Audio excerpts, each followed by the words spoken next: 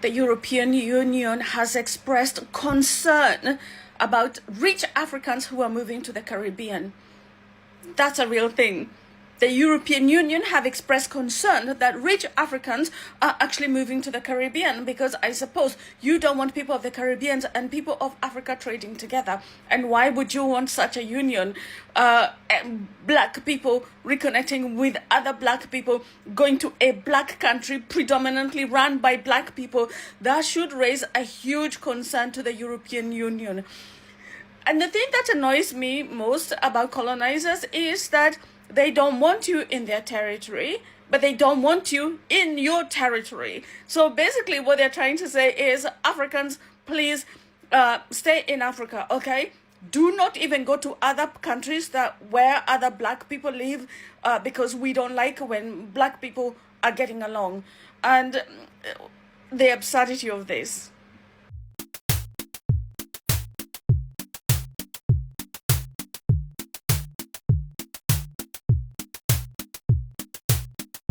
Wagwan, my Jamaican family, and once again welcome back to the Yardie Reacts. If it is for the first time you are checking me out, kindly subscribe, like and share to my YouTube channel. And to my returning subscribers, I want to say thank you very much for the love and support you are always giving unto me. Well, but today we dive in onto this video, whereby our video discusses the growing trend of African entrepreneurs and individuals relocating to Jamaica and other Caribbean countries, facilitated by recent diplomatic and economic efforts to strengthen ties between Africa and the Caribbeans. So I want you guys to watch this entire video, but I'll be back with some of the key themes and highlights that will be discussed throughout the video. Nigerians are buying Caribbean passports, and they've just made it into the top 5. A new Henley & Partners report says Nigeria is now 5th in nationalities buying property in Caribbean countries for citizenship. That's after the US, Ukraine, China and Turkey. Islands like Antigua, St. Kitts and Dominica offer passports starting at around 200 grand, giving visa-free travel to about 150 countries. And it comes as Caribbean leaders are stepping up links with Africa. Here's St. Kitts and Nevis PM Dr. Terence Drew speaking at the Afri-Caribbean Trade and Investment Forum in Grenada last week. Imagine what all of us can do together. Ghana's president is pushing for the Caribbean to be included in Africa's free trade area. He also says that Ghana will fast-track approval for direct flights between Accra and Montego Bay. Now, guys, it's not a done deal yet. It's what he's proposing to champion if Ghana takes over the African Union chairmanship next year. But if it happens, this could actually make it easier for businesses in Africa and the Caribbean to trade with one another, invest with one another, and move people and goods across the Atlantic without having to stop in one of the Western countries. We spend so much time talking about shared history and culture. This is about building shared economic systems, better transport, bigger markets, more investment, and more business opportunities. It will take agreements from many countries before anything changes, but conversations like this give birth to big ideas that gather momentum. If you'd like to see this happen, then share this, repost this, like, comment, and if you love my content, you know what to do. Either gift me below or become a paid subscriber. Love yous. Guys, look at this. The president of Ghana, John Mahama, he went on a 4-day historic trip to Jamaica. And during the trip, not only did he get along with the people there, but he tried to bridge the gap between Africans and people in the diaspora. Look. Give me one roll. Give me one roll. give me one roll. Give me one roll.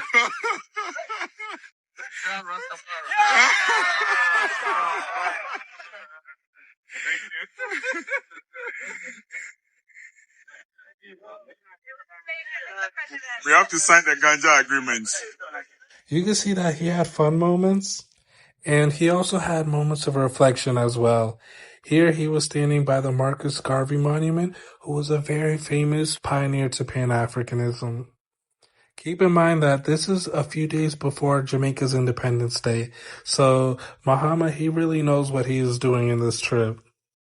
He was also seen holding the Jamaica's Reparations Handbook as well. And then on his Facebook page, he posted, "Building bridges across the Atlantic. I am visiting Kingston to renew the strong historical, political, and cultural ties that connect Ghana and Jamaica." Personally, You can see firsthand from this trip that he believes in Pan-African unity, and I think that he is doing a great job trying to bridge the gap. But let me know what you guys think. Comment below. We are Jamaicans. Welcome to episode 2 of relocating from Kenya in Africa to Jamaica. Before I take you through the immigration process of adjusting my status from a visitor, let me show you what I was up to immediately I got to Jamaica.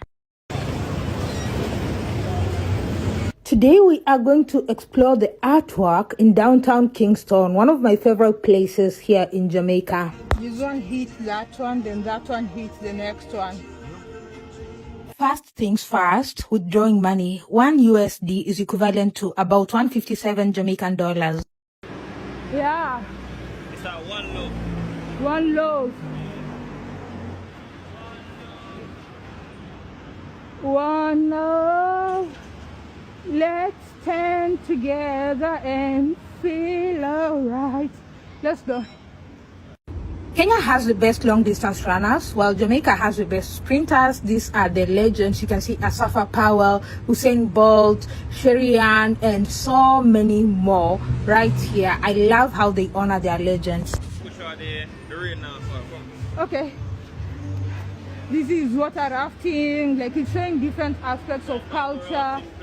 The curio shop. One of my favorite things about this artwork is that you can learn different aspects of Jamaican culture and lifestyle. But what is Jamaica without getting one of these? If you know, you know. I did a little shopping before going to the ocean front to just watch the planes land and enjoy the views. Yeah, nice girl. Nice boyfriend. These are the ocean views. Stay tuned for the next episode as I take you on my relocation journey from Kenya to Jamaica. I've been living in Jamaica for 4 years, and every single time I get the question why I moved here, it's never really a straightforward answer because it wasn't planned. I moved here when I was 22, and it was kind of like a spontaneous move, but it happened at the time where I realized I didn't envision fully adopting and living the American dream and following through with that dream in my adulthood. So one day I just simply decided to remove myself from that path and idea of living. Jamaica wasn't even my first choice. I thought I was going to move to Mali, which is where my father's from. I was pretty immersed in the culture, so it wouldn't have been a cultural shock for me. I got there and spent 3 months, and I realized it was too much of an adaptation that I would have to make in order to live there. The next move was Jamaica, but I got here and didn't know I was gonna stay. So I first got to Portland. I was living in Portland for 6 weeks, and then after I visited Kingston, and then me and my sister, this is me and my sister, by the way, that are doing this. It's not just me by myself. Me and my sister toured some apartments in Kingston, and then we got an apartment, and then we were there for 2 years. And looking back on it, I think it was the best decision I could have made for myself at that time because it was a shift. I think every young adult should do if they have the opportunity to do it. Get out and go live somewhere that you never would have imagined living before, or put yourself in a place where you can be uncomfortable and you can grow. Encourage every young person to take that leap and just do something that you never envisioned doing for yourself, and just having that hope and faith that everything will work out, because it could change your life. You never know what could happen. You never know what opportunities could cross your lap. I was working remotely at the time along with my sister, so that's what made it a little bit easier for us to do that. And now it's been 4 years. I don't live in Kingston anymore, thank God, but I do live in Portland, where me and my sister have opened a guest house called River's End, and that's our new venture. I don't know how long I'm going to be living in Jamaica, but this is the place that I'm in right now for the season. And we need to be comfortable with not being so firm and strong on how our life pans out and what we plan for ourselves, because things do change. We should get a little bit detached to what we expect and what we plan and how everything works out, or how we want everything to work out in the way that we want it to work out, because most of the time it doesn't happen like that. Obviously I don't have everything planned out, nobody does, or follow your heart, follow your intuition when it comes to pursuing the dream that you have for yourself or the passions that you have. Explore those fully. You're not always going to be able to experience them in a planned time, so sometimes it takes doing something a little bit sporadically or spontaneously in order to best experience that thing. Don't be scared. God got your back. The universe has your back, whoever you believe in. Take the leap of faith because it could change your life for the better. It could teach you some lessons. It could bring you across new relationships and new people, bring some new opportunities. Take the leap of faith and watch what is in store for you. Welcome back, guys, and just to give you the key themes and whatever is going to be discussed throughout the videos, mainly because it is a variety of collective videos done by individuals. There is the diplomatic strengthening, and whereby our video highlights a historic trip by former Ghanaian President John Mahama to Jamaica, where he discussed deepening trade, cultural and political relations, including the establishment of direct flights between Accra and Montego Bay. And again, here there is the economic cooperation, whereby leaders are pushing for inclusion of the Caribbean in Africa's free trade area to build shared economic systems and improve maritime and air logistics between the two regions. And again, there is the Pan-African connection, whereby here it emphasized the symbolic and practical importance of reconnecting descendants of enslaved Africans with their roots, noting that while many Caribbean citizens have moved to Africa, there is now increasing flow of Africans moving to the Caribbean to live, work and invest. And there is the personal relocation experience, and whereby our video features a segment from a creator who shares her experience of moving from Kenya to Jamaica, offering advice on how to navigate living and doing business on the island by aligning with one's purpose and being strategic. So let's continue watching to the end, and I'll be back with more. So I often get asked, how am I able to move back to Jamaica and live? Like as a young professional that has her own business, how have I managed to do it? How is it going? These are the three options that I could advise in terms of a way to move back to Jamaica and live. Either you have a remote job, or you get a good job at a good company out here that pays you well, or you have your own business. If there's any other that anyone else can recommend, please do drop them down below. But those are the three options I have.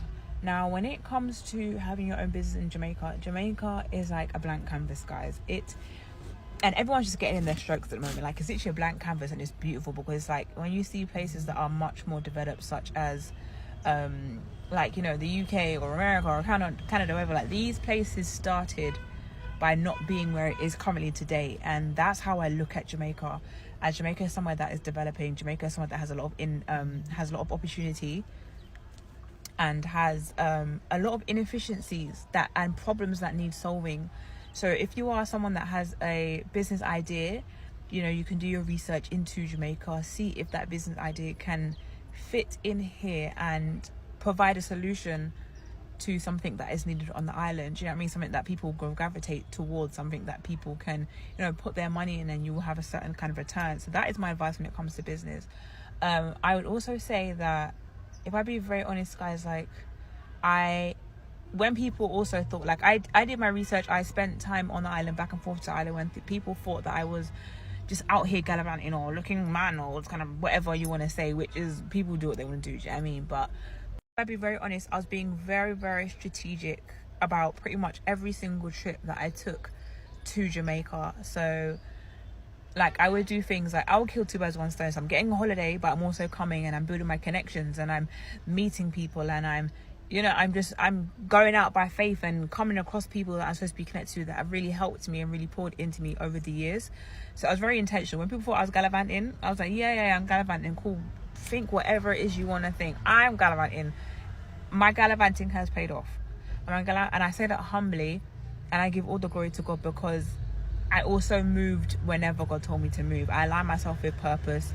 I surrendered what I thought was my own plan, when things were going to happen, how things were going to happen, all this kind of stuff. And I just surrendered my will to God's will, and I picked that up, and I've just taken this step and done that, and it has worked out for me. In fact, I'm actually getting paid more here than I did in the UK. I'm getting paid more here than I did in the UK, and I'm so happy. I'm so happy. I'm really happy. So honestly, like for any young person, for any person at any age that is thinking, should I return back to Jamaica? I think consider those 3 things and align yourself with purpose. Like, what is that thing that you wake up every morning and feel a burning desire to do? If it is God's will, sorry, 1 second, Milton. If it is God's will for you to be here and for you to do something, that means your purpose and what it is that He's placed within you aligns with you being here. So I say tap into that, tap into what it is that God is trying to say to you, tap into where it is that God is trying to leave you, and especially at the specific time, because timing is everything. I got the word last year that I was going to move to Jamaica next year, and I didn't know when, and I thought I had to do so much different things in order to prepare for that, and everything shut down, and I had to surrender everything to God and just move when He told me to move and do what it is He told me to do. And that is what has opened and unlocked a lot of doors for me. So my advice to you is align yourself, be strategic, have a plan, because I still had a plan, and every time I came back I was very adamant that everything I've set out to do is what I'm meant to do, and that was always my top priority. There were things that also required me to align myself correctly in the UK that would allow me to have access and allow me to have certain opportunities out here when it came to me wanting to do certain things, because I was obedient with what it is that God told me to do in the UK. So my encouragement to you is, as a young person, can you move to Jamaica and make it work? 150% you can. I have been here for about 2 months now.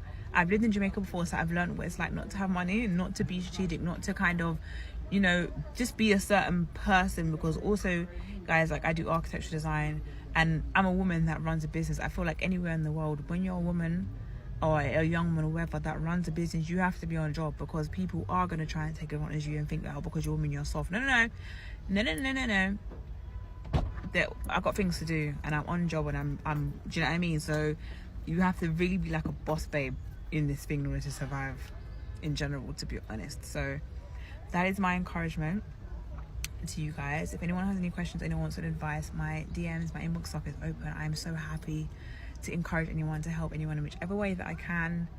So yeah, I wish you guys all the best. Reach out to me. I've just finished at the Diaspora Conference, and guys, it was absolutely incredible, absolutely amazing. Building connections, all that kind of stuff, amazing. Thank you very much, Mr. Prime Minister. Thank you for your very comprehensive brief on the discussions we have had.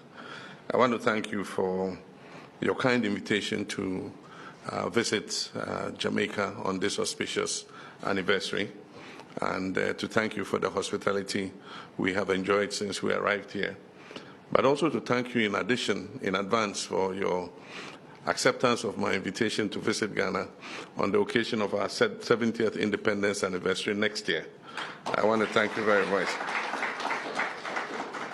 I just add to what you said about the historic relations between us. With the advent of Pan-Africanism during the period of colonialism, several strong pro-African came together at the Pan-African Congress and held discussions, initial discussions that began the move towards the liberation from colonial domination. And among those strong Pan-Africanists of the time were Marcus Garvey, our own president, Dr. Kwame Nkrumah, and several others. You have outlined the influence that Marcus Garvey had on President Kwame Nkrumah. It was very profound. And in many of President Nkrumah's writings, he acknowledges that several of the visions that he had in terms of Pan-Africanism and the liberation from colonial domination were inspired by Marcus Garvey. And it's obvious to tell from some of the programs he implemented when he became president, after Ghana became newly independent. A lot of the inspiration and the vision for the industries he set up, the economic programs he implemented were taken from the teachings of Marcus Garvey. And so no wonder we call Ghana the Black Star of Africa, which was a concept that Marcus Garvey promoted. No wonder we had the Black Star shipping line, which was a project that Marcus Garvey himself initiated, and several other of such programs. And so While they worked in solidarity in those days, including Prime Minister Michael Manley, in respect of the non-aligned movements, those leaders came together at the time of the Cold War, to work together to protect our countries from undue influence by the various ideological blocs. And in later years, the prophet Bob Marley came on the stream and influenced and inspired people of African descent. Indeed, his song on Zimbabwe's independence continues to be, very popular. Africans are liberating Zimbabwe, and it led not only to the liberation. After Zimbabwe, South Africa also joined and got independent. But even his lyrics about freeing ourselves from mental slavery and all that continue to inspire us, and I'm looking forward anxiously to visiting his museum later this afternoon. But if this solidarity was built on liberation, we have new opportunities for building that solidarity today. This time is not about liberation from colonial domination. This time it is economic emancipation of our people. And we have no option than to work together, bring our comparative advantages together to be able to create the prosperity that our people deserve. And that's why, Mr. Prime Minister, I'm very happy that you've outlined several of the things that we had the opportunity to discuss. And so, we discussed bringing Jamaican and Ghanaian business people together. I think that that is one sure way to begin cross-investments between our countries. There are many opportunities that exist here in Jamaica, and there are many opportunities that exist in Ghana. Both of us have the vision of creating our nations into hubs for our sub-region. And so hub to hub, we can cooperate both in investments and in terms of movement of people and services between Accra and Jamaica. And so that was a discussion we had. Today I'm meeting Jamaican business people when I visit the airport. We have a working lunch, and so we'll have the opportunity to discuss some of the investments that are available in Ghana, which they can take advantage of, but gives them an opportunity to reach the rest of Africa because of the African Continental Free Trade Area. You are able to produce or manufacture in one country and export to the other 54 countries. That creates a market of 1.4 billion people with a GDP of almost $3 trillion. And so that opportunity is available. But vice versa, getting Ghanaian investors to look at the opportunities here in Jamaica, in real estate, in construction, and manufacturing, and several other of those areas. We have to activate the bilateral air services agreement between us. It's currently before our parliament, and we'll fast track it so that it becomes operational, so that either national carriers between Jamaica and Ghana or third-party carriers can fly direct flights from Accra to Montego Bay. We also discussed, and importantly, Mr. Prime Minister mentioned that the Defense Cooperation Agreement, and that would allow us to have exchanges between our military. But more importantly, like Mr. Prime Minister said, it will allow us to respond to disaster in each other's country in a more timely manner. We're proud that our soldiers came and gave whatever little support they could. We received them back home with pride. They themselves were so at home that they were not in a hurry to come. And so they asked for 3 extensions, which were all granted. And I'm sure if Prime Minister had not begged them and said, look, they need you at home too, they would probably have sought permanent residence here. But we're proud to hear the work they were able to do. And we believe that in future we can respond like that to each other. It is not even the size of the troops that came. It is the symbolism and the solidarity between brother nations. And so we're proud that we were able to do that. We're also happy that we signed the agreement, and soon we'll have a number of Ghanaian health professionals coming to work in the Jamaican health system. But we've also talked about exchanges where we bring Jamaican health professionals to Ghana to train and come back home to support the health system. We're looking at exchange of teachers, physics and maths teachers, science teachers, and all that. So these are all areas that we can activate. I want to commend Jamaica for its resilience in terms of the recovery after Hurricane Melissa.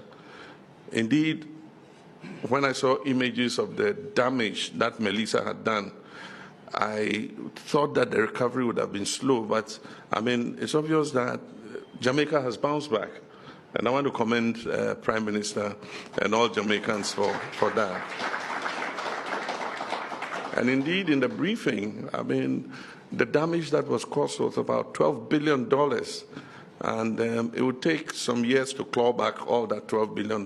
But the Jamaican people have shown the kind of resilience that they can bounce back from adversity, and I want to commend all of you.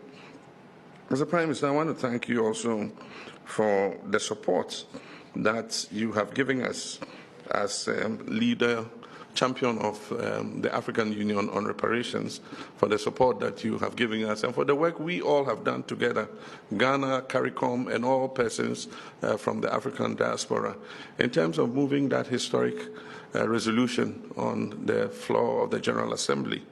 I believe that was a great day. 123 nations supported us, and that has put a statement, starkly, that the transatlantic slave trade and enslavement, chattel enslavement of Africans was a grievous crime against humanity.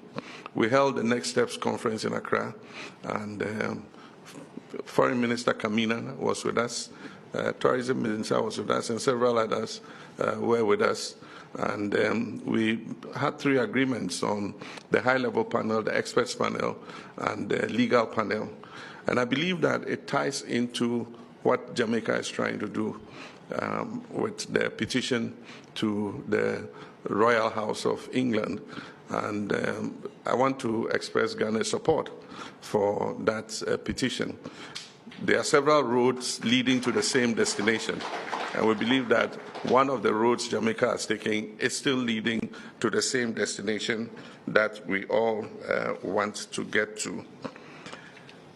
We must work to increase trade amongst ourselves, and we can only do that if we put in the logistical infrastructure between us. I spoke about the air services. That can be a beginning, but also looking at the fact that Jamaica is an important maritime hub, and Ghana is also an important maritime hub. We came with our CEO of the Ghana Maritime Authority, and he briefed Mr. Prime Minister on the efforts we are all making in order that we can traverse the Atlantic and make the Atlantic become a bridge rather than a barrier between us. And I do believe that with the work that we are all doing, we should soon have direct air services coming to the Caribbean from West Africa, and then also direct transshipment to move goods and services across our 2 regions.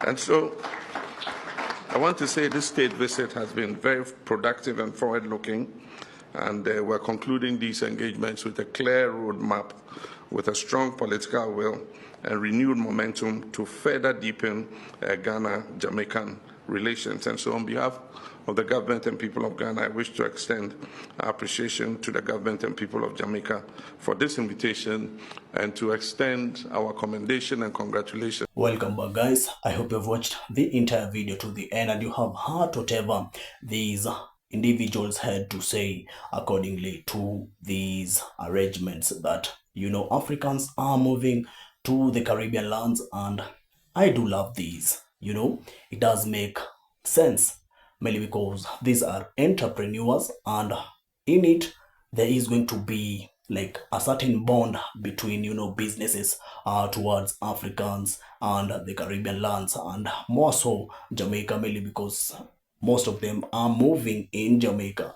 You know, we had this current case whereby the Jamaican Prime Minister Andrew Holness just signed a treaty with the President of the United States, Donald Trump, and it was an agreement whereby each and every month, or rather 2 weeks of the month, like 2 weeks, Jamaica is going to be receiving non-Jamaicans, or rather 25 non-Jamaicans in Jamaica. So that makes it 50, you know, mainly because a month that's got 4 weeks. So yeah, so that was the agreement. But in this case, whereby Africans are now moving into the Caribbean and Jamaica, and mainly because they are in this certain matter, they are rich and most of them are entrepreneurs. So it's going to help like create a bond between the African countries and the Caribbean countries, whereby by going to the Caribbean islands and, you know, bringing out and creating job opportunities, like building up businesses,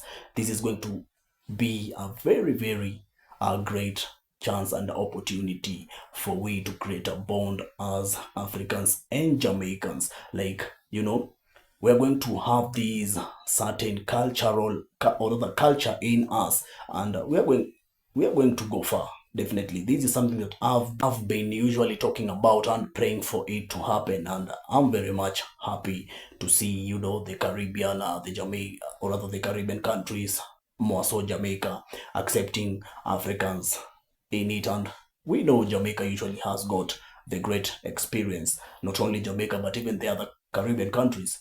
And so yeah, by these treaties, I'm very much proud of whatever is going on. I'm very much proud for the agreement they had with the Ghanaian president, and you know, they took the chances.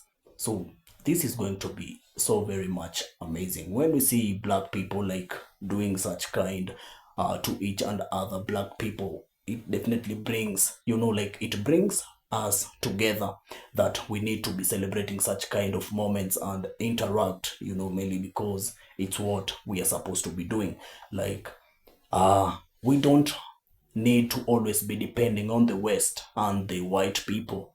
Sometimes we just have to come around and, you know, use our mental.